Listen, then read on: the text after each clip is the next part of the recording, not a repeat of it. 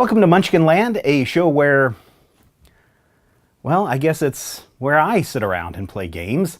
This week, I'm going to be playing One Deck Dungeon from Asmati Games, and for those of you that have been Munchkin Land fans for a long time, know that I have been talking about this game nonstop for years. It was a Kickstarter game that arrived, I want to say maybe 6 or 7 months ago, and I've been having a blast playing this game. And this game is very popular. In fact, they have just finished their second Kickstarter for the expansion for One Deck Dungeon, so you know it's got to be interesting. So what is One Deck Dungeon, you ask? Well, it is, as the name implies, you have a deck of cards that will reveal monsters and traps, and your adventurer has to get through the entire dungeon in order to fight the boss monster, and if you succeed, well, you win the game. But, as we all know, getting through dungeons, fighting monsters, and evading traps sometimes is a little bit more harder than it seems, or more harder than it seems. So here's our setup. In this game, you have a number of adventurers that you can use. In this game, I'm going to be using the Archer, who has 2 fight, 3 agility, 2 magic, and only 5 health. Of course, we want to watch out for that health meter, because if the health reaches 0, the game's over. We also have some special abilities that the Archer has, and we will get to those when they pop up in the game. The dungeon that we are going to be taking on is the Dragon's Cave. In fact, it's the first adventure most of you will play, and it is the easiest. It only has, if we look on here, it only has 1 dot on it compared to the 3 or 4 dots that you might find on some of the other more complex monsters. We have to go through 3 levels of this dungeon before we get to face the monster. In this case, it's a dragon, in case you haven't figured it out by the Dragon's Cave. And along the way, we will be chucking dice and finding out what is behind the doors 1 through 4 each time we are exploring. So, why don't we just get started in the game? Why don't we find out where we're at and see how long, or maybe see how far we can make it into this dungeon. So, for this turn reference, it says in the Hall of Statues, we have to spend 5 time before your first turn on each floor. Now, we are on the first floor, so I'm going to have to spend 5 time, which in this case are cards from our deck. Is that right? 1, 2, 3, 1, 2, 3, 4, and 5. And then we can explore. And to explore, we're going to lay out 4 of these rooms onto the table. And on each turn, spend 2 time, then either explore or enter the room. So for my first turn, I'm going to have to spend 2 more time. And then I can lay out 4 cards, which represent 4 rooms of this dungeon. So that was my first turn, and I really didn't get to do anything. Oh, a couple of things I forgot. I'm at level 1. I have, whoops, that's the 2-player game. Let's flip this over to the 1-player game. I think we'll have to do that to all of these guys.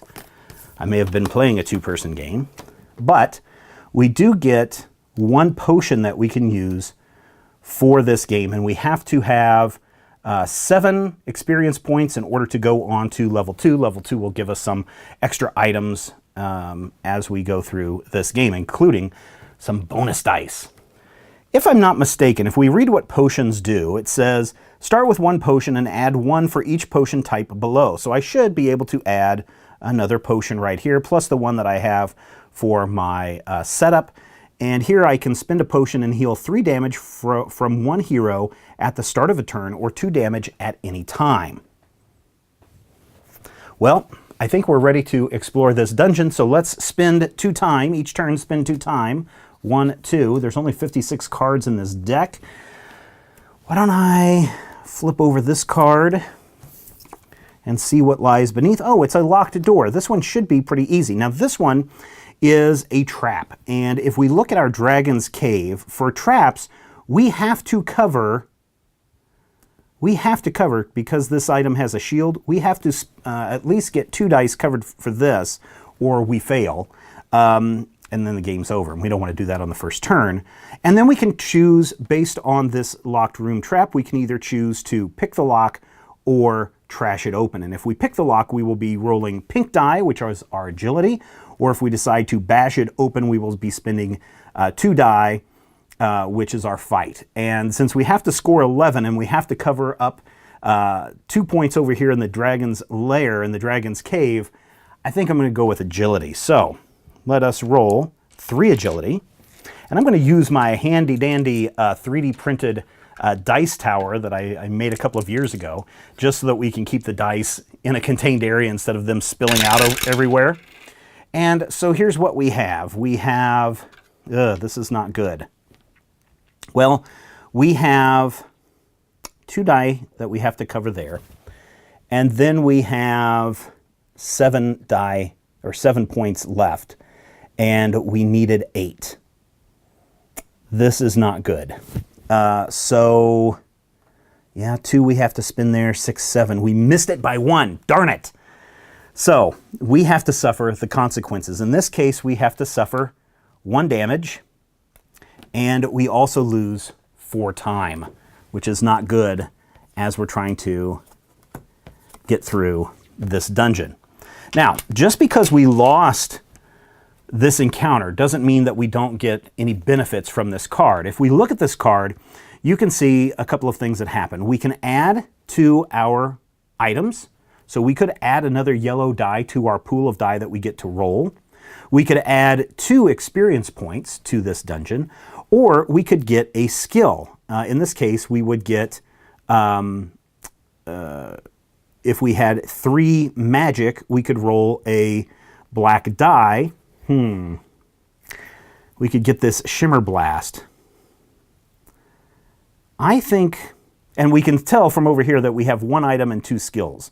So we already have 1 starting skill. Man. I think I'm just going to go ahead and use this to power up my archer's fighting ability. So I'll just slide that card in there. And that's where we sit at the end of that, in that turn. We do have to suffer. What did we have to suffer? 5. Okay, so we already spent our time. And now we are ready to do the next room, which means that we have to spend 2 time. And then we will check out a room, and I will check out this room. And oh my gosh, it is an ice elemental. This one is pretty dangerous because over here in the fight category, we have 3 that we have to fill in for that box. But we see that we have to have 11 on our yellow die, and that one has to be filled or the game is over. Well, the good thing is we have 3 yellow die that we could roll, so there's a good chance we're going to get that. We also have to roll 3 magics, so we're going to probably lose something there. It's going to be tough. Now, we could choose to just avoid this monster, but the problem is, at some point, our entire room could get filled up, our entire area over here could get filled up with cards that are face up, at which point we will have to take on these monsters. But this one is worth 4 experience points, which would get us halfway up to our goal. Problem is, we potentially are going to lose 1, 2, 3, 4, 5. We would be dead if we don't get any good rolls on our... I tell you what, on this one, I think I'm going to just put him aside for the moment and just flee, not run away, not do the encounter. So we'll go on to our next turn, which means I have to spin 2 cards again. And I'm going to pick this room, and this one reveals an arrow wall. Again, another trap. This one we could either use a magic shield, in which case we would only have to roll a 6, or we could rush through using our pink die. We also still have to cover up that 2, but we get to roll 3 pink die. And again, we could choose to avoid this room if we wanted, but we're getting kind of low on our rooms and we need to do something. So why don't we try to rush through? I'm going to roll 3 pink die and hopefully, hopefully not die. Oh boy, we're going to die. So we have 2, 3, and 1. Nothing is good going on here. We have to cover up this 2. Okay? And we've only got we've only got 4 points left. So we are going to lose 2 time and 3 health. Yuck. All right, well, I'll put 3 health here on the board. And we lose 2 time. But now we get to decide what we want to do. Again, this is only worth 2 experience points. But if I spend an agility die, I prevent damage. In a boss fight, I prevent 2 damage in a dodge. I think I'm going to go ahead and turn this into one of my skills. So that fills up my 2 skill slots and my 1 item slot right now. This is not good. I think what I'm going to do is at the start of a turn, I'm going to go ahead and spend one of my potions, and I'm going to heal 3 damage, because otherwise I'm getting too close to being dead. Then I'm going to spend 2 time, and I'm going to open up this door. Whoops. And I'm going to discover a skeleton. Undying. If any boxes are empty, spend 3 time. Ouch. I'm going to have to fight this guy. I'm going to have to fight this guy. So I'm going to roll 2 yellow die, 3 pink die, and 2 blue die to fight this skeleton. Oh, this is not going to be good. All right, well, maybe this is what we have. Now, if an item doesn't have a shield on it, it means we don't have to cover that. But in this case, we have a 2 and a 4 that we have to cover. And I'm in a lot of trouble. I'm in a lot of trouble because I don't have 4 on my blue die.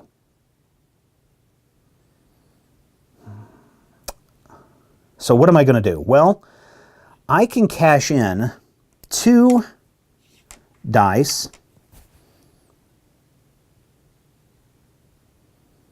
I should have used my eagle eye. I'm going to cash in my 2 dice, and ooh, shoot. Darn it. This is no good. Because I can cash in 2 dice for a black die, which is a wild die. But if I do that, the die only can equal the lowest die marker. So I would have to spend, in this case, let's just cover up our 2 there with a 3. If I wanted to get a 4, I would have to get rid of one of my 6s.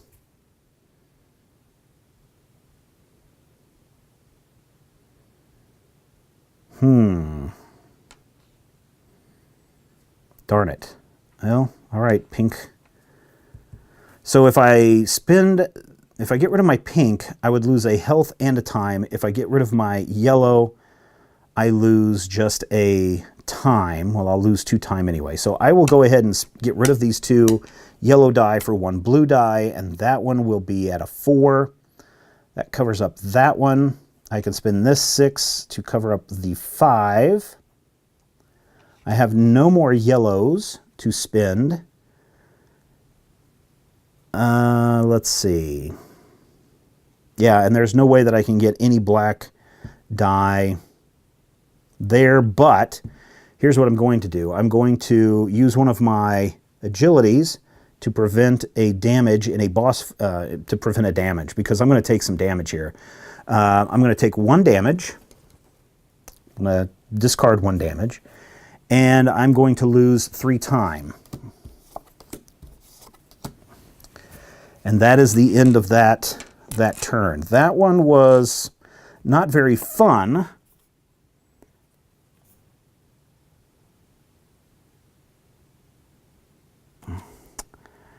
And the thing is, since I can only have 2 skills, I really like this agility where I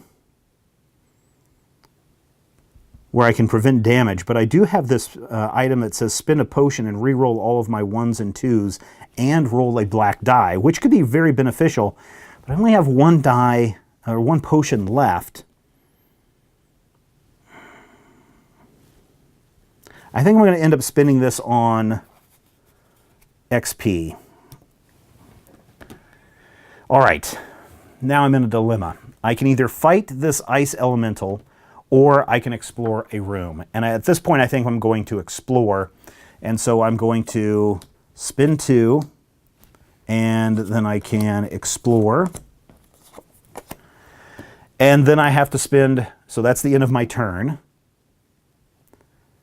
I don't want to use a potion right now, so I'm going to have to spend 2 more. We're getting low on this deck in order to open up a room and see what lies beneath. And it is an ogre. Holy crap.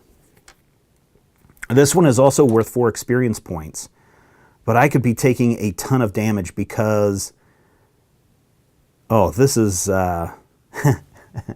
this is not fun because I have to cover up all of these 6, 9, 12 on just the yellows, and I have 3 yellows that I can roll. I've got 4, 5, and 6 that I have to cover up on my pink, and I've only got 3 die to roll. I mean, it's risky if I wanted to fight this thing. I could flee, but then half of my rooms are already opened up. On the plus side,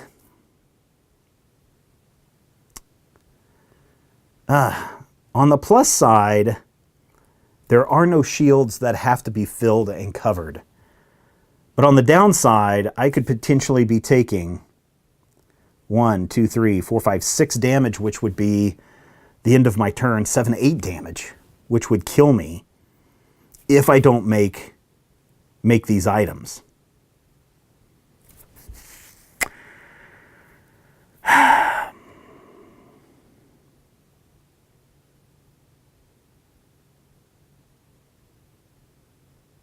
I think I'm just gonna leave that ogre alone. I really cannot beat it right now without this game being over, just lickety split. So I'm going to spend 2 more time. Let's get these in order. You can see there's very few cards left.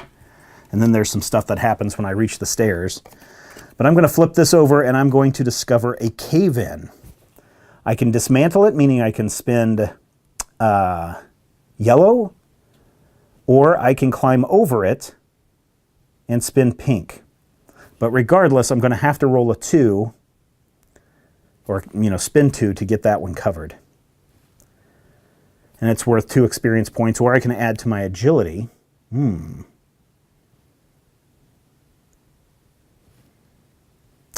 That might be useful.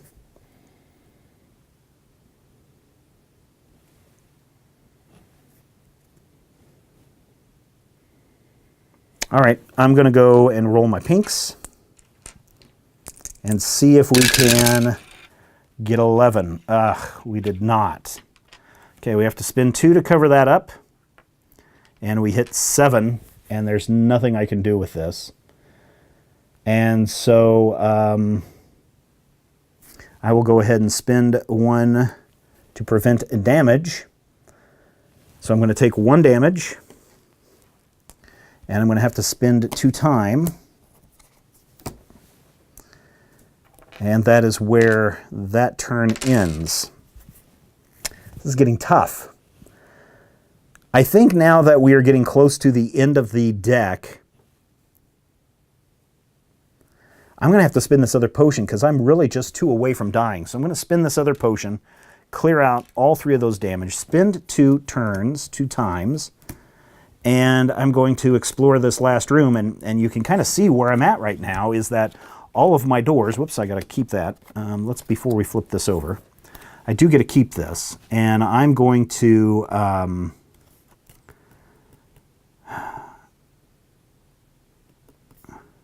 just going to use its experience points, I guess, for right now, because I really need to level up. All right, so let's see what card we have here. We have a boulder. Oh, this is interesting. I can, of course, I've got to spend the 2 there, but I've got to roll 14 if I want to try to run past it, or I can roll my blue die and try to slow down time. Oh man, I should have taken that and added it as an item and gotten rid of my sword fighting skills. Because I think I'm going to have to roll 3 pink, hope that the numbers are high enough and that I can get through. Oh, this is probably the worst roll I could have, because that is a 2 there, wherever that went. So I will cover that up. But I am going to take 4 damage, and I'm going to lose 1 time. And I think that this game might be over.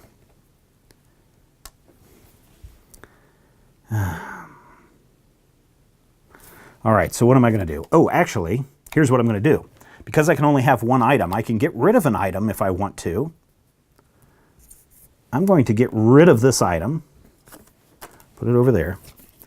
And I'm going to put the boulder into place. And the nice thing about the boulder is I still get that 1 fight, that 1 yellow die, but I also get an additional health, which is a big bonus at this point.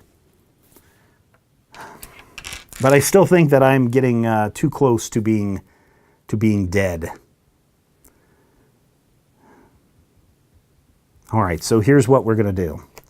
We're going to spend 2 time. And we're going to explore. And I can only get 1 card out. And then we hit our stair. And the stairs say, when visible, place a damage token here for each time spent. Each time there are 3, take 1 as damage and remove the other 2. At the end of any turn, the heroes may descend. Okay. So, at the end of any turn, we've reached the end of a turn. If I understand the rules correctly, I've reached the end of a turn. I'm going to go ahead and descend. Okay? And what that does is it gets rid of these 2, and actually all 3 of these cards. This one would have been another ice elemental. And I get to reshuffle the deck.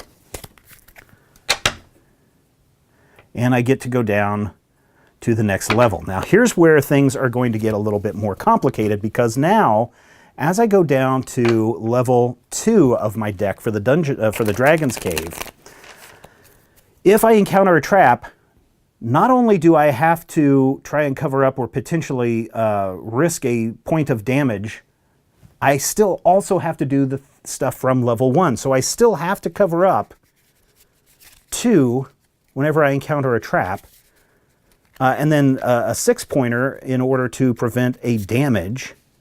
And if I'm fighting something, if I don't cover up the yellow 3 or the blue 5, I could take 3 damage. And here I am, still at... still with 4 damage. This is no good. So, again... at the Hall of Statues says I have to spend 5 time before your first turn on each floor.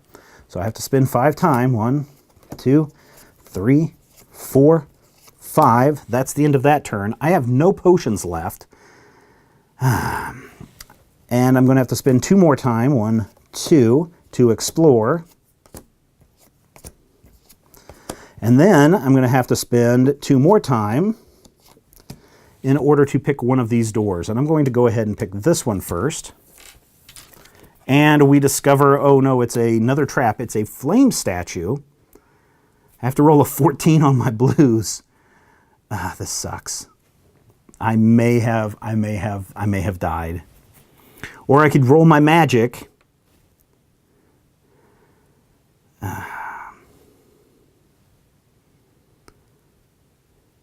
This is rough.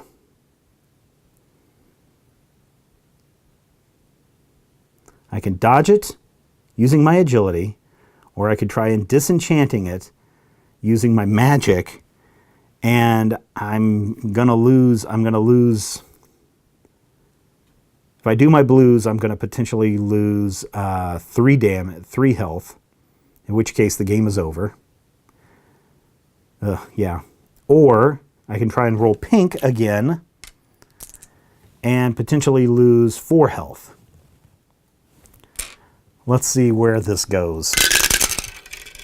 Well, this is a lot better. Not great, but better.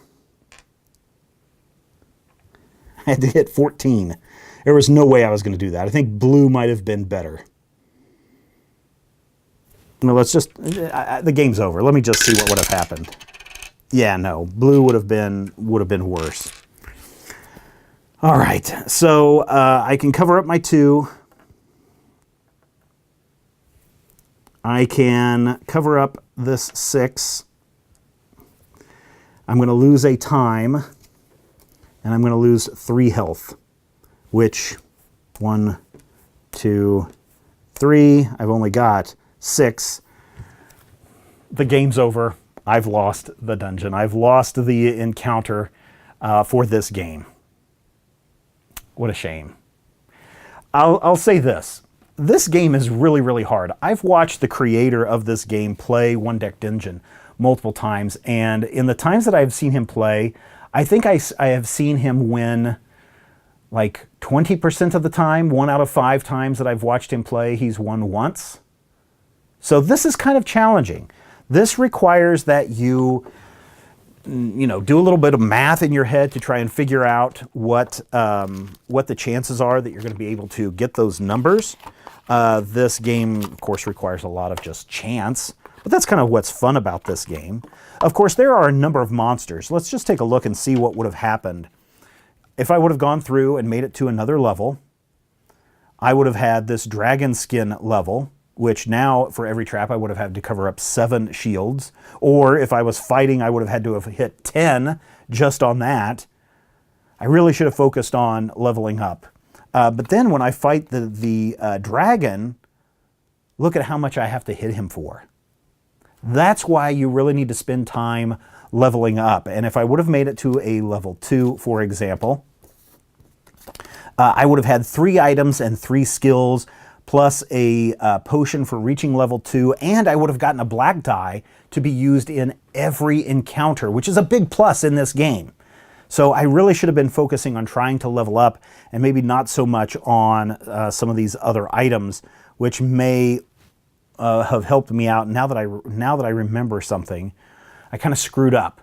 When I got rid of one of my skills, when I got rid of that skill and I discarded it, what it should have happened is it should have become experience points to be used over here. I think that would have only put me up to 6. I still would have had the experience points to go forward. Wouldn't have changed anything in the game, but that is one thing, that when you discard something from your character, it turns into experience points.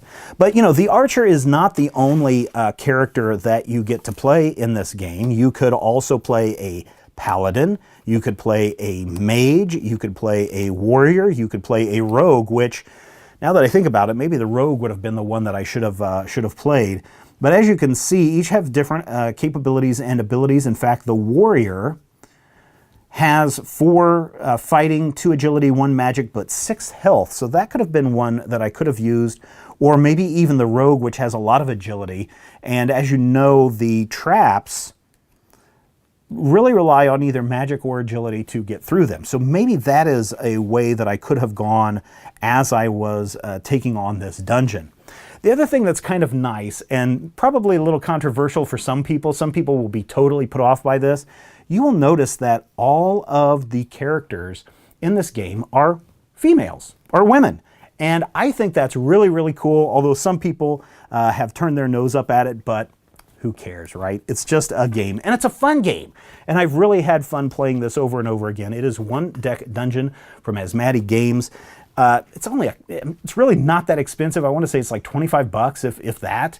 But you get all sorts of monsters that you can encounter. Of course, we tried to take on the dragon here, but you can go after a yeti, a hydra, a lich, a minotaur, well, you've got some basic skills, which we won't even worry about right now. But you could have taken on all of those monsters in this game, and there is really a lot of replayability in this game. There are a lot of challenges in this game. As you may have seen while we were discarding cards, there's a lot of cards we didn't even get to in this game because we burn through them so quickly based on the mechanics of time, and the deck is your time. So a lot of replayability in this. It's a lot of fun. In fact, after I'm done with this episode of Munchkin Land, I may sit down and play this game again. You can share your thoughts about this game in the comments section below. Of course, we've got a comment section at majorspoilers.com, depending on when you're watching this or where you're watching this. If you would, subscribe to our YouTube channel. Major Spoilers Video is our YouTube channel. Give us a thumbs up if you like it. And of course, we've really enjoyed playing this game. If you saw something that I made a mistake on, of course, that's what the comment section is for as well. If you want to see more Munchkin Land in the future, and we are recording a lot of Munchkin Land just for you for 2018. I know, we've still got 4 months left in this year, and we're burning through our Monday nights recording new shows for you. But if you'd like to see shows like this continue, and you enjoy shows like this, we could use your support. So head over to patreon.com/majorspoilers. That's patreon.com/majorspoilers. You can see it right there, or there's a link down below.